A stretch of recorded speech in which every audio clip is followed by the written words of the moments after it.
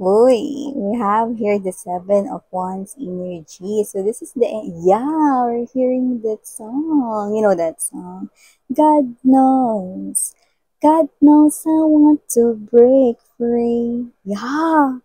So whoever this individual is, this person here wants to break free. Yeah. Break free, no? Bakit? Para saan?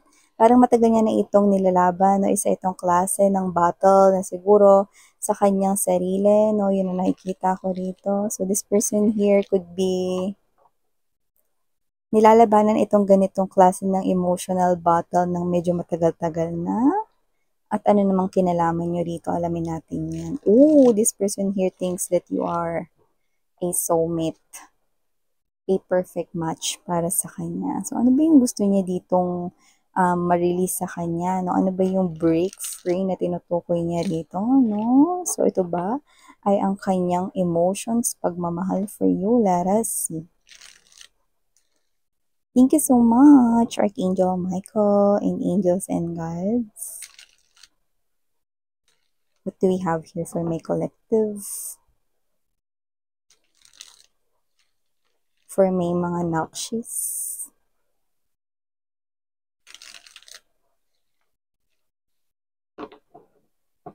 Alright, let's go ahead, check out more.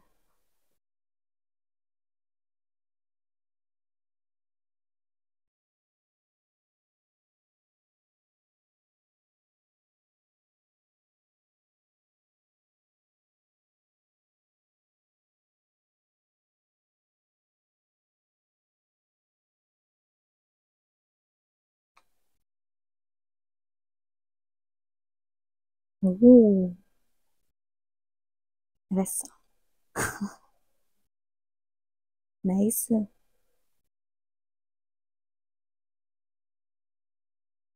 Okay. Yeah. Wow. Bottom of the deck, Eight of Swords, Strength card right here. Full card energy. Yeah, there you go. Wow.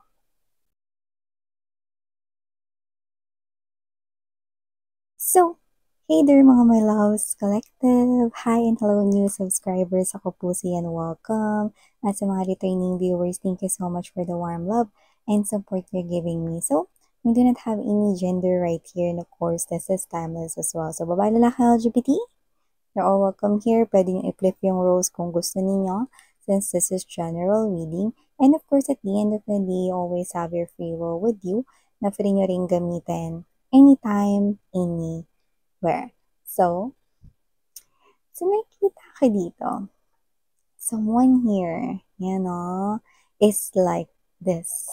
Yan, mga babes. Now, this is the person here na with the Chariot card energy, King of Pentacles energy, there's this Four of coins in reverse, beautiful, okay, in this reading, no? So, Six of Swords and there's this Nine of Swords energy. I do see that this individual right here is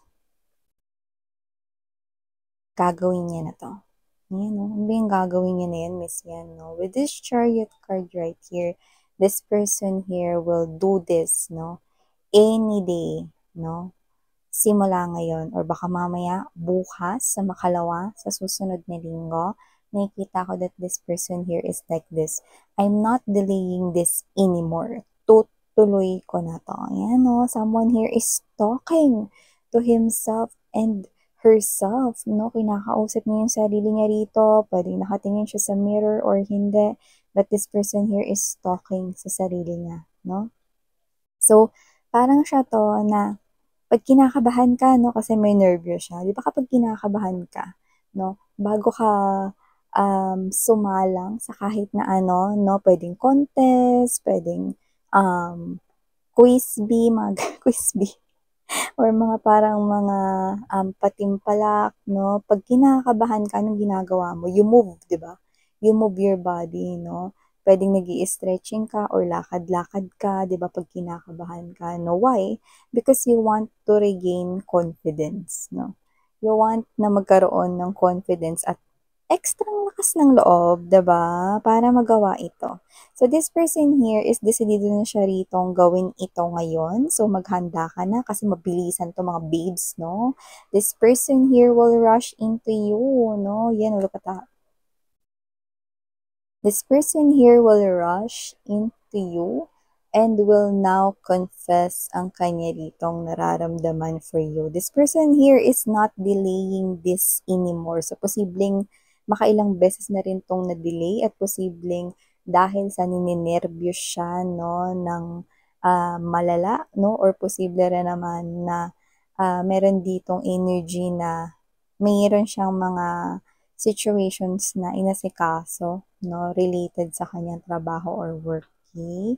So, nakita ko dito na tuloy na talaga to, no? So, nakikita ko dito na medyo kinakabahan siya, no? Pero siya to na nagpa-practice na rito. Okay? Hindi niya pina-practice kung ano yung sasabihin niya sa'yo. Pero, maaaring siya to, no, na pinapalakas niya yung sarili niya rito, no? Ang cute nito, no? Kasi this person here, I do sense na sinasabi niya sa sarili niya, maganda naman yung trabaho ko. May ipon naman ako. May itsura rin naman ako. May ipagmamalaki naman ako ni collective. Yan, no? So, nakikita ko dito. So, walang dahilan para ma-insecure ako. Yan, no? So, maaring iba sa inyo, no? Merong ibang mga nanliligaw pa sa inyo, may ibang nagkakagusto din sa inyo, no? So, maaring with that word, para ma-insecure sa iba, no? So, posibleng alam niya na may options pa, no, around you, guys, no? Kung meron, no? So, nakita ko dito, kahit naman walang option sa paligid, no, siya to na parang binibuild up niya yung sarili niya, no, na gwapo naman ako, maganda naman ako, may itsura naman ako eh. Maganda na yung trabaho ko eh. Ano? Meron na rin akong napundar. Ayan, no? May mga ganun siya. No? Parang siya to na kinakount niya yung blessings niya. Hindi sa niyayabang niya yun sa'yo. Hindi niya yun babanggitin sa'yo. It's just that sa sarili niya lang yun babanggitin niya para lumakas yung loob niya, no? Kasi syempre, no, hindi naman to biro, 'di ba? Ang pagko-confess ng feelings and emotions sa isang person na gustong-gusto mo ay hindi isang malaking joke, 'di ba? Kaya naman kinakabahan siya ritong malala kasi special ito para sa kanya dahil ikaw yung pag-aaminin niya rito ng emotions and feelings. Am I right? 'Di ba? So, nakikita ko dito mga babes, kung sino man tong energy na to, I'm not delaying this anymore, sabi niya. Kasi matagal na itong na-delay, dapat matagal niya na itong nasabi sa'yo rito. Pero minsan, nininervyo siya, napangungunahan ng kaba, ng takot, kaya hindi niya magawa itong sabihin sa'yo. Yan, no? At sa araw mismo ng confession, makikita mo na, nakita ko dito na may yung karamihan sa inyo, meron kayong binigay sa kanya. So, either dala niya yun or suot niya yun. Gamit-gamit niya yun sa araw na yun. Yan, no? So, posibleng meron kayong inabot sa kanya. Kunyari, coworker niyo ito, no? Posibleng tuwing may Christmas party, so siya sa mga nabigyan mo ng gifts, no? Possible na ganun. Or baka nung nag-birthday siya, may inabot kang present or gift, no? So, kung ano man yon, possible na gamit-gamit niya yon or dala-dala niya yon. No? Basta makikita mo yon sa araw na magko-confess siya ng emotions and feelings sa'yo. Teka lang, miss yan. So, sa araw lang ng confessor niya yun sinuot, no? Yeah, kasi parang siya to, no, na hindi niya muna yung ginamit, hindi niya muna yung sinuot, no, na makikita mo. Kasi ayaw niya na maging obvious, no. Gusto niya, okay, masabi niya yung confession sa inyo ng malinis, no. Ayaw niya na magkaroon kayo ng parang hint or clue na may gusto niya siya sa inyo agad, no. Okay, kung ganito yun eh, no. Kunwari, bago yung confession, binigyan niyo siya ng keychain kasi birthday niya, 'di ba? So, hindi niya muna ginamit yung keychain na yon, no, sa kung saan makikita mo yon. So, posibleng ginagamit niya yon pero hindi mo nakikita. So, baka nilagay niya dun sa ano, no, sa isa niyang bag, no, na ginagamit niya papuntang gym, yung mga ganon, no. So, hindi niya muna hinayaan na maging obvious sa'yo na makita mong gamit-gamit niya yung bagay na binigay mo. 'Di ba? So, mapa, bracelet, accessories, ano man yan, no? Damit, cup, or whatever. Sa araw ng confession, makikita mo suot-suot niya yun. Yan 'no. Kasi nakikita kita dito na parang, "Uy, gamit mo, mga bagay sa'yo."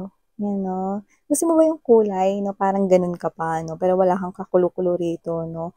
Ano ba nangyayari dito? Sinuot niya pala yon kasi special pala itong araw na 'to 'no. So nakikita ko dito mabilisan 'tong mga babes 'no, with this tower energy 'no, wala ng paligoy-ligoy pa, diretsahan na agad 'no, na mag-o-open up siya sa'yo dito ng feelings and emotions. At saka yung iba sa kanila parang meron sila ditong ipapaliwanag 'no, kaya baka magulat ka rin. Yung parang kunwari ganito, may nakita kang kasama siya na naglalakad 'no, so possible na schoolmate niya lang yon, kabarkada or friend 'no. So parang kahit na hindi mo naman iniisip na, nililigawan niya yun or whatever 'no, pinapaliwanag niya pa rin. So, wala siyang maiiwanan dito 'no, na gusot 'no. So, lahat dito klaro 'no at ipapaliwanag niya 'yun sa'yo 'no. So, nakikita ko na kumpletos recados ang confession ni ito 'no at tsaka baka magulat ka rin 'no, na sasabihin niya sa'yo agad-agad rito, "Matagal na kitang gusto." 'Yan 'no, dire-diretso rito 'yung pagsasalita niya 'no, kasi nakikita ko rito na parang siyempre 'pag kinakabahan ka 'no, tuloy-tuloy na 'yung sinasabi mo rito. 'Di ba? So, nakikita ko dito na itong person na 'to 'no, matagal na rin talaga siyang may gusto sa'yo. At nakikita ko rito 'no, na siya yung klase ng energy na hindi niya na rito itatago 'no, yung kanya ritong nararamdaman for you 'no. So, baka magulat ka rin talaga sa mga sasabihin niya, yung as in magugulat ka 'no, "Ha? Parang parang parang gano'n 'no, na ikaw 'to na biglang bibilis yung kabog ng dibdib mo kasi hindi mo alam kung bakit siya biglang nagsasabi ng mga ganitong bagay sa'yo 'no, kasi nga wala ka namang ka-clue-clue, wala ka naman ritong kahina-hinala 'no, na may ganito pala siyang nararamdaman for you 'no. So, maaaring yung mga sasabihin niya is, mas nakakagulat 'no. Nakakagulat na nga yung bigla siya rito magko-confess sa'yo, so mas nakakagulat pa yung mga sasabihin niya sa'yo 'no. Bigyan ko example, kunwari ganito, "Sa tuwing nandiyan ka gusto kong hawakan yung mga kamay mo." 'Yan oh, gano'n. Sa tuwing nandiyan ka gusto kong lumayo at tumakbo kasi baka mamaya hindi ko mapigilan yung sarili ko, 'yan 'no. Bigla na lang kitang yakapin, 'yan yung mga gano'n-gano'n 'no. So yeah, you may find it really straightforward 'no, but at the same time, it's cheesy, 'yan 'no. So hindi mo ini-expect 'no, na manggagaling ito mismo sa kanya, na parang ikaw 'to na maguguluhan ka, "Ano ba nangyayari rito? Bakit biglang may confession na ganito, blah, blah, blah," 'no. Pero nakikita ko rito na kung sino man 'tong energy na 'to, mangyayari na 'to any day soon. Kaya parang ikaw 'to mga babes 'no, na, sinasabi ng mga angels and guides mo if this is your reading to prepare yourself kasi magugulat ka sa confession niya plus mas magugulat ka sa mga magiging confession niya 'no, yung mga babanggitin niya sa'yo 'no, like gano'n, yung binigay ko example kanina na kapag nandiyan ka hindi ko mapigilan yung sarili ko baka bigla ko na lang mahawakan yung mga kamay mo. 'Yan, yung mga gano'n, ano, or gusto ko maramdaman yung pakiramdam na nagtama yung mga palad nating dalawa, yung mga gano'n. So, whatever the case may be, I know, it's cheesy. But what can you do? You got this person here 'no, na crazy over you, 'di ba? Hindi niya dito gusto mga babes na patagalin pa ito 'no, dahil okey, hindi na rin naman niya kayang pigilan. So, tuloy na talaga ito, 'yan 'no. Yung iba sa kanila mga babes 'no, pinaghandaan talaga nila 'to. Sila lang talaga yung hindi naging handa. Pinaghandaan nila 'to, pero sila lang talaga yung hindi naging handa, ayan 'no, nung mga time na yun. So, nakita ko dito that with the Eight of Swords energy, Strength card right here, the Fool card, buong-buo na 'no, ang loob nito ng mga babes 'no. Kahit hindi siya uminom ng energy drink 'no, buong-buo na yung loob nito, tuloy-tuloy na yung pag-amin ng emotions and feelings sa inyo kasi alam niya na 'pag wala siya ritong ginawa, hindi niya rin malalaman kung magkakaroon ng new beginning dito sa love life area niya. No? So, nakikita ko rito, no, na tinatanggal niya na rito ang lahat ng hiya, nervyos, at kung ano-ano pa rito na parang nagde-delay ng kanya ritong confession of love for you. So, I do not see that this person here will prolong this anymore. Maaaring hindi na kayo abutin ng bare months dito, no, at mag-confess na ng emotions and feelings sa'yo. Ito, no, clue! Posibleng siya po ay may sariling sasakyan, vehicle, car, pwede ring motorcycle or whatever, no? Or meron siya ritong may-ari siya ng malaking truck for delivery. So, baka may business din siya. Yeah, so whatever the case may be, just take how that resonates. Maybe that is a specific clue for, some of our viewers right here, no? But this person here is now stable, no? Gwapo naman daw siya, babe. Maganda naman daw siya. May tsura rin naman daw siya, no? At meron siyang stable na trabaho at may magandang propesyon, no? So, nakikita ko rito na may ipagmamalaki naman daw siya sa'yo, no? At may pagmamalaki mo din siya. Ayan, no? So, parang chinecheck niya yung sarili niya, no? Parang, okay naman yung forma ko. Yan, no? Simple lang, pero rock. Yung mga gano'n, no? Or siya ito mga babes, no? Kung sino man tong energy na to, no? Parang, bago siya, mag-confess ng emotions and feelings sa'yo, yung mismong araw na yon, no? Or the day before, mas kakausapin niya yung sarili niya. At nakikita ko rito na nakahanda na talaga yung mga susuotin at gagamitin niya, no? Bago pa yung araw ng confession. So, ikaw na lang yung kailangan mong ihanda yung sarili mo rito kasi magugulat ka talaga, babe. Because this is something here, no? Na kakaloka, no? Nakakabog yung dibdib mo dito. Tapos hindi mo alam, meron pala ritong person na sobrang nagkakagusto sa'yo. So yung mga babes, matagal ka na rin niya rito tinitingnan at hindi niya nakaya pang tingnan ka lang sa malayo. Kaya nga, yun yung pinakaginamit ko na example, no, na gusto niyang hawakan yung kamay mo sa tuwing nandyan ka. Pero paano niya gagawin yun? Wala namang kayo. Diba? So whatever the case may be, this person here will definitely spill it all out sa inyo, ano man yung nararamdaman niya para sa'yo. So, wow! Prepare yourself because it might happen. Baka mamaya na, no, magulat ka, baka pagbukas mo ng door nyo, or baka paglabas mo ng building kung saan ka nagtatrabaho, or whatever. Nakikita ko rito na hindi na ito magtatagal. Hindi na aabutin ng bare months itong gantong klase ng confession. This person here will eventually come forward to you and confess all of the love na meron siya para sa'yo. So yeah, so all the messages you got right here for this person here para sa'yo mga babes. Thank you so much. Muli ako po siyan ng inyong psychic medium, Sarah Ngayon, Love Invite. And meow.